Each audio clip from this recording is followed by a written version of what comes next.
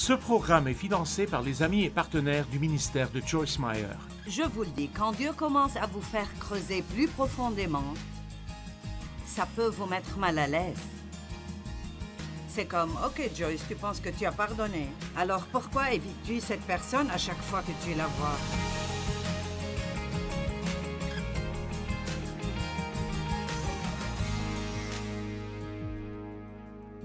Eh bien, je vais vous poser une petite question. Avez-vous déjà été blessé par quelqu'un d'autre?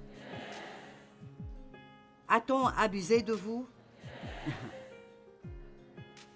A-t-on menti à votre sujet? Ou vous a-t-on menti?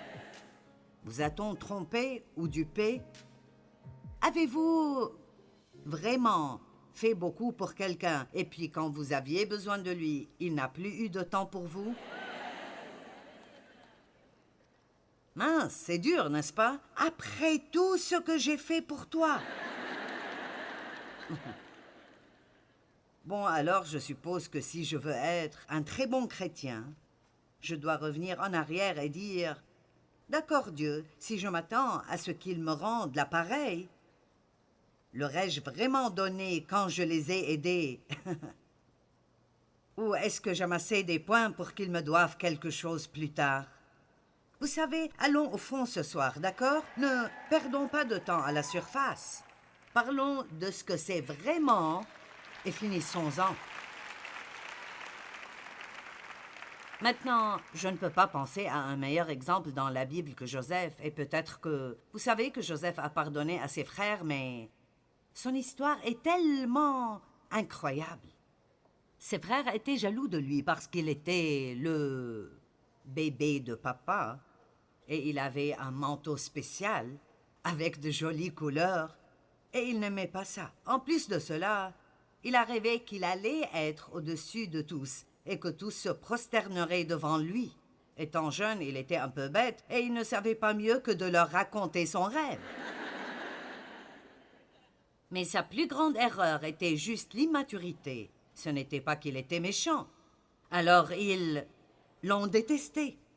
La Bible dit clairement qu'ils le haïssaient et qu'ils l'ont vendu à des marchands d'esclaves. Ils allaient le tuer et dire à son père qu'une bête sauvage l'avait tué.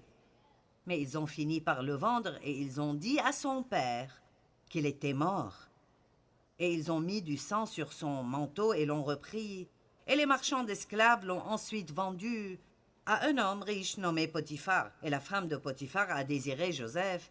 Et Joseph a maintenu son intégrité envers Dieu, peu importe ce que cela lui coûterait. Je veux répéter ça. Il a maintenu son intégrité envers Dieu, peu importe ce que cela lui coûterait. Peut-être que je dois répéter. Nous avons besoin de personnes qui ont un certain niveau d'intégrité dans leur vie et qui ne vont pas en dessous quoi que ça leur coûte.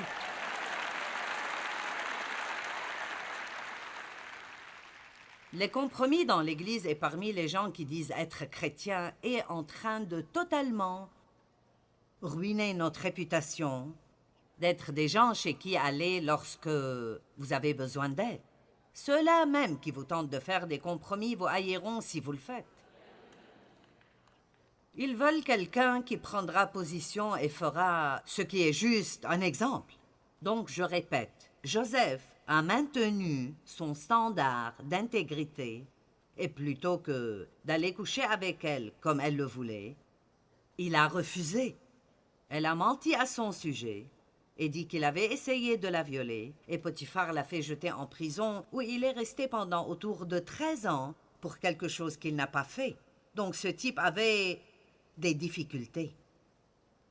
Puis quand il a été jeté en prison, il a rencontré un échanson et un panetier. Ils étaient, l'échanson et le panetier, dans la maison du pharaon et ils voulaient être libérés. Ils ont eu une sorte de rêve et Joseph était capable d'interpréter ce rêve. Et ils ont fini par sortir de la prison. Et l'une des choses qu'il a dites est « Ne m'oublie pas ». Et qu'ont-ils fait? Ils l'ont oublié et l'ont laissé dans sa prison. Mais finalement, Pharaon a eu un rêve. Joseph était capable de l'interpréter et le pharaon l'a amené chez lui. Et vous connaissez probablement l'histoire de la prison au palais. Il a fini par être le second de Pharaon. Eh bien, il a finalement eu l'occasion de prendre sa revanche contre ses frères. Mais se venger, cela ne faisait pas partie de son ADN. Et alors, il leur a pardonné, s'est occupé d'eux pendant le reste de leur vie, et il a dit quelque chose que nous devons tous réaliser ici ce soir. Il a dit, vous aviez médité de me faire du mal. Dieu l'a changé pour mon bien.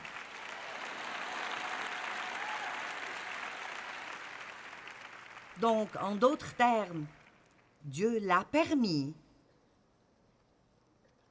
dans le seul but de faire mûrir Joseph.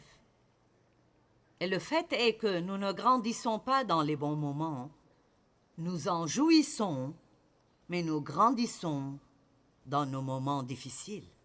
Et quiconque ici a traversé quelque chose de difficile et vous en avez fini maintenant, vous regardez en arrière et vous dites « C'est là que je suis devenu un homme ou une femme. C'est là que j'ai grandi en Dieu. » Parce que lorsque vous avez des problèmes, et c'est un test,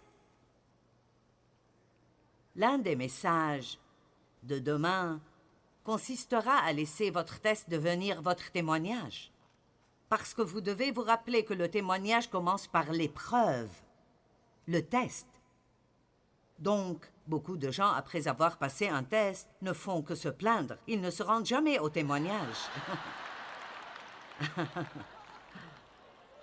Vous savez, nous sommes tellement amoureux de Jésus quand rien ne va mal. Oh, nous sommes tellement amoureux du Seigneur et si heureux de le louer quand nous recevons la promotion, quand nous nous marions, quand nous recevons ce que nous voulions, nous nous marions ou nous en finissons. Mais Dieu nous mettra à l'épreuve avec des moments difficiles. Et regardons les Écritures pour voir si nous allons suivre ses commandements ou non, et si nous l'aimerons autant dans la vallée que nous l'aimons au sommet des montagnes. Et Dieu le fait parce qu'il veut utiliser chacun d'entre nous. Dieu a un plan et un but pour chacun et chacune d'entre vous. Pas une seule personne n'est laissée de côté. Dieu a un plan et a besoin de chacun d'entre vous. Si vous pensez que le monde va être gagné par une poignée de prédicateurs dans leur chair ou par quelques personnes à la télé, vous avez tort, car la plupart des gens qui ont besoin de Jésus ne viennent pas à l'église et ne regardent pas des chaînes chrétiennes, à moins que leur télé soit bloquée dessus et qu'ils ne puissent pas l'enlever. Et j'ai eu un gars qui m'a dit ça. Il a dit « Tu m'as absolument effrayé. » Il a dit qu'il était dopé et que c'était au milieu de la nuit. Il a allumé la télé et j'y étais et il ne voulait pas m'écouter. Alors il a essayé de changer de chaîne et elle ne changeait pas. Il a dit le seul bouton de ma télé qui marchait était celui qui haussait le volume. Il est allé chercher de nouvelles batteries. Les amis, c'est toujours la même chose. Impossible de se débarrasser de moi. Dès que mon programme était terminé, la télécommande a recommencé à fonctionner. Il a dit qu'il s'est mis à genoux, a commencé à se repentir et a été sauvé.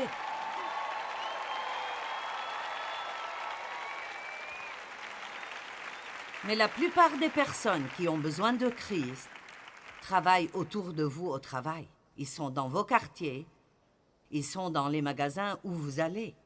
Et chaque croyant et chaque croyante sont appelés par Dieu, oui, pour être heureux et vivre pleinement, mais pour faire beaucoup plus que ça, partager avec d'autres personnes ce que Dieu a fait pour vous. Et si vous dites, eh bien, je ne peux pas prêcher, je ne peux pas parler aux gens. Honnêtement, je pense que nous pouvons prêcher beaucoup mieux la bouche fermée.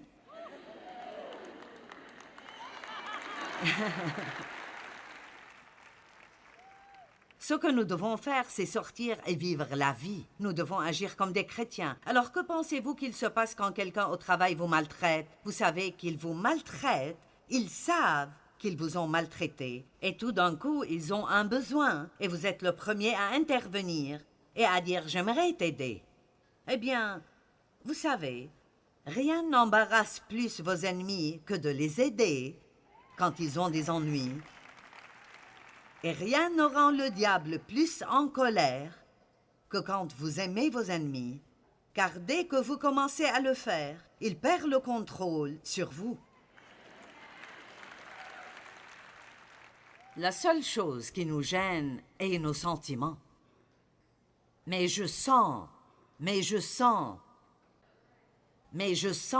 vous savez quoi? Vous êtes plus qu'un sentiment. Vos sentiments sont quelque chose que vous possédez et vous ne devez pas les laisser vous posséder.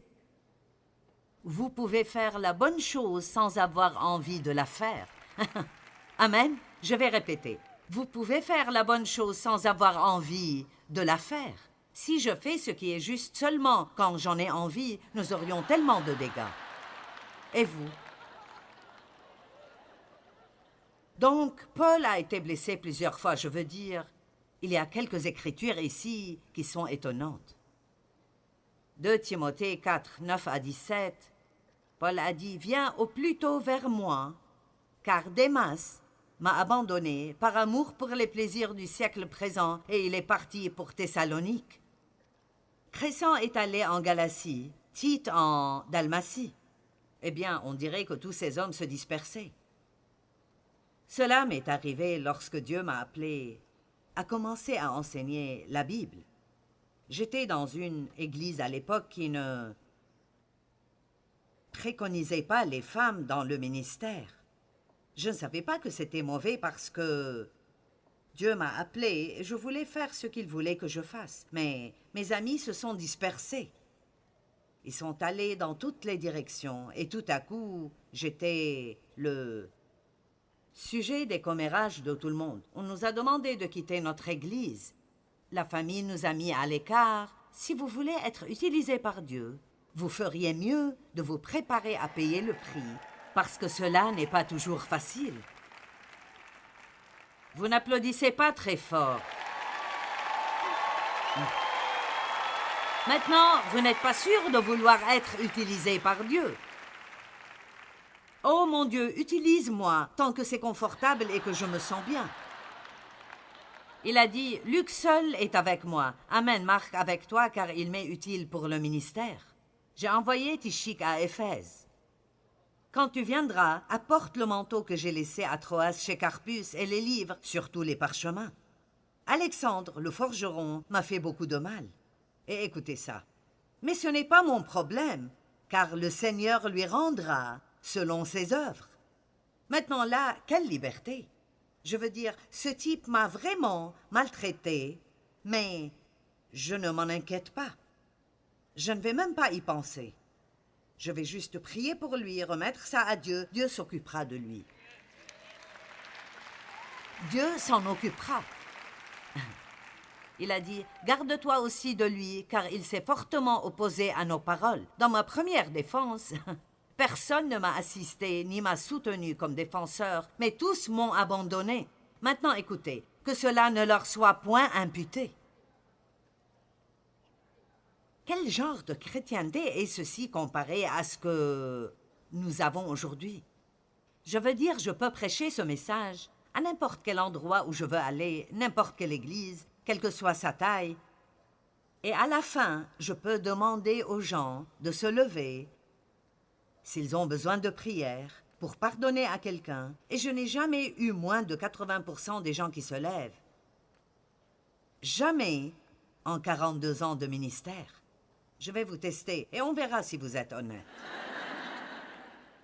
Mais vous savez quoi? Cela me fait peur et ça m'inquiète. Parce que Dieu dit que nous ne sommes puissants que lorsque nous sommes unis et que nous ne devons même pas laisser le soleil se coucher sur notre colère parce que cela donne au diable une porte d'entrée dans nos vies. C'est pourquoi j'appelle ce livre « Fais-toi une faveur et pardonne ». Vous pensez que vous faites quelque chose pour vos ennemis, vous ne faites rien pour eux. Ils ne s'en soucient même pas. Mais quand vous leur pardonnez et vous commencez à prier pour eux, alors Dieu peut leur révéler la vérité et ils peuvent venir à un endroit de repentance et peut-être qu'ils pourront être sauvés au lieu d'être perdus, ce qui est notre travail, comme les petits assistants de Dieu. Je reviens au verset 16. Dans ma première défense, personne ne m'a assisté comme défenseur, ni m'a soutenu, mais tous m'ont abandonné. Que cela ne leur soit point imputé, mais le Seigneur m'a assisté. Tout le monde l'a abandonné, mais Dieu ne nous abandonne jamais. Dieu ne nous abandonne jamais. Je ne vais pas rester en colère contre un tas de gens et essayer d'avoir une relation intime avec Dieu et attendre la faveur de Dieu dans ma vie. Ça ne marche pas comme ça. Quand Dieu dit de faire quelque chose, il l'entend. Et tout ce que Dieu nous dit de faire est pour notre bien. Ce n'est pas pour lui, c'est pour nous. Donc si Dieu dit de donner 10% de vos gains, il n'en a pas besoin, c'est pour nous. Il y a un secret ici pour nous, quelque chose qui va nous aider. Quand il dit « Pardonnez à vos ennemis, peu importe combien ils vous ont maltraités, et priez pour eux, et bénissez-les », il veut que nous fassions cela. Et quand on ne le fait pas, on se fait mal. Et quand nous le faisons, alors nous pouvons voir la faveur de Dieu sur notre vie, et la récompense qu'il apporte l'emportera de loin sur ce que la personne nous a fait. Et je peux presque entendre certains penser « Mais tu ne sais pas ce qu'ils m'ont fait. » Mais tu ne sais pas ce qu'ils m'ont fait. Je ne sais pas, mais je sais ce que mon père m'a fait et que j'ai passé de nombreuses années à le haïr, et cela m'a rendu amer et difficile à vivre. Et ce que vous avez à l'intérieur sortira vers d'autres personnes. Allez, j'ai dit, ce que vous avez dedans, vous le sortirez vers d'autres personnes. Et parfois, vous ne remarquez même pas l'amertume, le ressentiment et les attitudes qui sortent de vous. Je ne les remarquais pas. Et vraiment, je pensais que j'avais pardonné à mon père jusqu'à ce que Dieu me demande de l'aider. Et je refusais l'idée en pensant que ça venait du diable. Je pensais que c'était impossible que Dieu me demande de le faire. Il vivait à Missouri et Dieu a dit « Amène-les près de toi. Prends soin d'eux jusqu'à leur mort. » Y avait-il quelque chose en moi qui voulait faire ça? Pas une fibre de mon être ne voulait dépenser de l'argent pour eux, faire quelque chose pour eux, les voir, leur donner quelque chose. Rien. Mais c'était la plus grande faveur que je me suis jamais faite de toute ma vie. Et les gens rient quand je dis cela, mais c'est la vérité, c'est donc inutile que je prétende. Ils étaient assez vieux, et donc j'ai pensé, vous savez...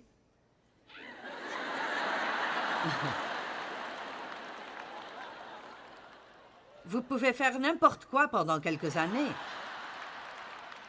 Mais nous avons une certaine longévité dans notre famille. Ma mère avait 90 ans quand elle est décédée. Je me suis aussi occupée de ma tante. Mon père est décédé à 86 ans, mon grand-père l'âge de 102 ans. Je cherchais des statistiques sur le nombre de personnes vivant jusqu'à 100 ans et plus. Seulement 2,02% de la population totale, et la plupart sont des femmes.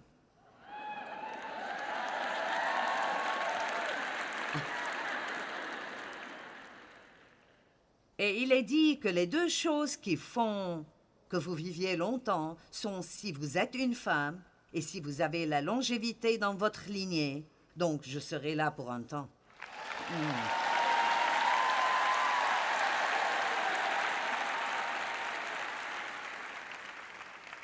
Allez, ce n'est pas la première fois que vous entendez un message sur le fait de pardonner. Vous avez probablement entendu... Aussi longtemps que vous avez été à l'église, vous entendez sûrement au moins 1 ou 2 par an. Mais contre qui êtes-vous en colère? Contre qui êtes-vous toujours offensé? Un peu d'amertume. Vous savez que l'amertume est un peu, c'est cette petite chose sournoise. Parce que c'est comme... Eh bien, je lui ai pardonné. Nous pensons que si nous disons officiellement la prière « Je te pardonne », Allez, vous savez de quoi je parle. C'est comme, bon Seigneur, je lui pardonne. Eh bien, j'ai écrit un petit test ici. Pensez-vous avoir pardonné à quelqu'un? Eh bien, que ressentez-vous lorsque vous entendez que quelqu'un a été béni? Ou lorsque vous entendez quelqu'un dire du bien de cette personne? Oh, je te le dis, c'est vraiment un bon gars. Et vous dites, eh bien, peut-être pas tellement. Allez. Ah, je vous le dis, quand Dieu commence à vous faire creuser plus profondément, ça peut vous mettre vraiment mal à l'aise. C'est comme, d'accord Joyce, tu penses que tu as pardonné? Alors pourquoi évites-tu cette personne à chaque fois que tu la vois? Pourquoi es-tu mal à l'aise à chaque fois que tu entends qu'il lui arrive quelque chose de bien?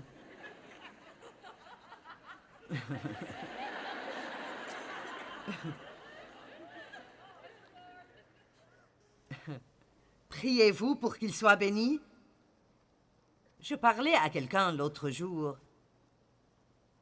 Ils ont dit quelque chose et j'ai su tout de suite qu'ils étaient toujours en colère contre cette personne et ils voulaient que je sois aussi en colère. J'ai dit, je ne vais pas le faire. Ce n'est pas comme ça que je vis ma vie. Je ne fais pas ça. Et alors j'ai essayé pendant une demi-heure de le convaincre qu'il ne le devrait pas non plus. Et le fait était que la personne à qui je parlais, elle ne s'était même pas rendu compte qu'elle avait toujours un manque de pardon dans le cœur. Mais vous voyez, cette amertume, je veux dire littéralement, si vous mettez quelque chose d'amer dans votre bouche, vous ferez... Si vous y réfléchissez, quand vous avez de l'amertume envers quelqu'un et vous entendez quelque chose de bon à son sujet, vous faites la même face que ça. C'est un peu comme... Allez. Vous vous lécherez même les lèvres un peu comme... Je parie que vous pouvez tous le faire. Mais je t'aime avec l'amour du Seigneur. Oh, je ne peux pas supporter ça. Je me souviens que le pasteur nous a fait faire cela souvent. Les pasteurs incitent les gens à faire des choses qu'ils ne voudraient pas faire eux-mêmes. Et il y avait une fille là-bas qui m'avait vraiment blessée et qui racontait des mensonges à mon sujet. Et va aimer quelqu'un avec l'amour du Seigneur. Et elle était la première personne que j'ai vue. Et c'était comme si le Saint-Esprit me disait « Finis-en ». Vous savez, la seule façon de démolir ces forteresses est de faire ce qui est difficile à faire. Allez, juste une écriture. Si nous ne pardonnons pas à nos ennemis, Dieu ne nous pardonnera pas.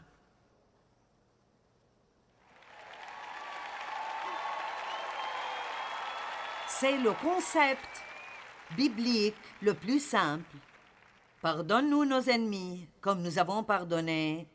Pardonne-nous nos péchés, comme nous avons pardonné à ceux qui nous ont offensés. Dans Matthieu 6, il dit que si vous ne pardonnez pas, votre Père au ciel ne vous pardonnera pas non plus. Eh bien, si Dieu ne vous pardonne pas, ça coupe notre relation et ça gâche tout dans notre vie. Et je vous dis la vérité, j'ai vécu pendant beaucoup d'années et j'ai passé beaucoup de temps en colère contre quelque chose. Vous pouvez être fâché tout le temps à propos de quelque chose si vous ne faites pas attention, mais ne perdez plus votre temps. J'aimerais que, après cette conférence, vous disiez « J'ai compris, c'est cela ». Je ne vais pas perdre un jour de plus de ma vie en colère contre quiconque.